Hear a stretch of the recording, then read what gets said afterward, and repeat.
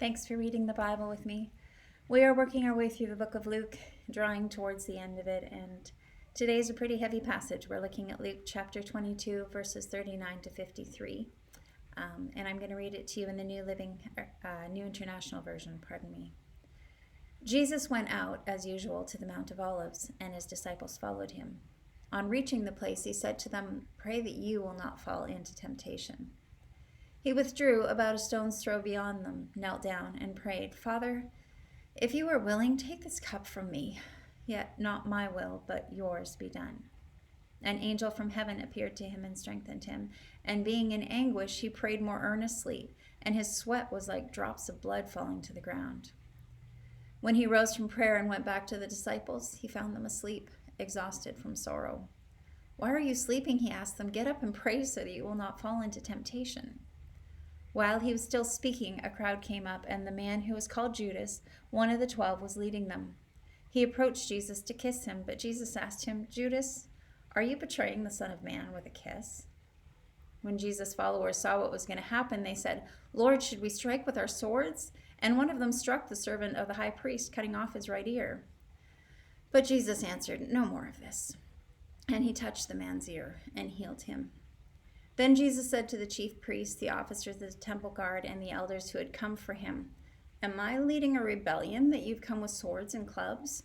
Every day I was with you in the temple courts, and you did not lay a hand on me. But this is your hour, when darkness reigns."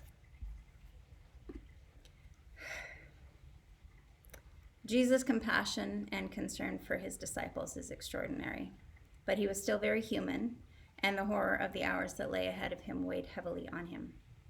In response, he went to a garden on a hillside to pray. As we've noticed before, he and his disciples camped there frequently. There's a relatable fragility in how Jesus needs to be alone with his Father, but wants his disciples nearby. He loves them so much, he urges them to pray for their own hearts. He's still concerned for them, but he needs his Father. And look at the prayer. Every now and then when I'm dealing with hard things, I pray a prayer that sounds a little bit like this one. "God, if I'm being honest, I just want you to rescue me.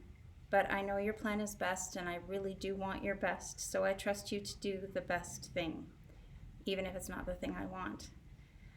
Yeah, I frequently pray and run on sentences. Now, that's a hard prayer to pray, but I have confidence because of what the scriptures tell me, that God is going to use every circumstance of my life for good. I may not understand it anytime soon, but he's always looking out for me. He's working for my good, for my best. But when I look at Jesus, I think this is different. Yes, God desires a relationship with us. Yes, those who receive the forgiveness of God that God offers because of Jesus will spend eternity in his kingdom worshiping him. Those things are true, but do they make God's life better in any way? Was Jesus' death somehow accomplishing something that was lacking for him? I really don't think so. I think what Jesus was about to do gave him nothing. I think he did it not for the way it would accomplish something for which he longed, but because we needed it. If we ever needed proof that God's kingdom operated differently than kingdoms of our world, here it is. While every earthly kingdom builder is investing in their own power, prosperity, and prestige, Jesus, the King above all kings, sacrificed everything so that we, having no intrinsic value or anything to add to his happiness, could be members of his kingdom. God decided to love us, and this was the cost of doing so. God the Son became human and suffered the punishment of total rejection that our brokenness had earned, so that humans could be treated as if we had never broken ourselves or our world. Why would he do that? I don't know. I truly cannot fathom, but I'm grateful.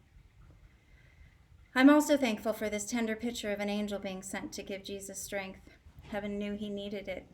His friends were so confused and sad from the things that he had said that exhaustion overtook them. When Jesus went to find them, they were sleeping. He encouraged them to keep praying, but time was running out. Judas, who had slipped away towards the end of the meal, was returning with an armed mob. He approached Jesus, greeting him with a kiss. Other gospel writers explained that he had prearranged this as a symbol to identify Jesus. Was it really necessary? Didn't everyone know him? But perhaps in the low light of the garden in the evening, they wanted to be sure they got the right guy. Jesus calls him out as he approaches. Really, Judas? You're going to keep up the charade?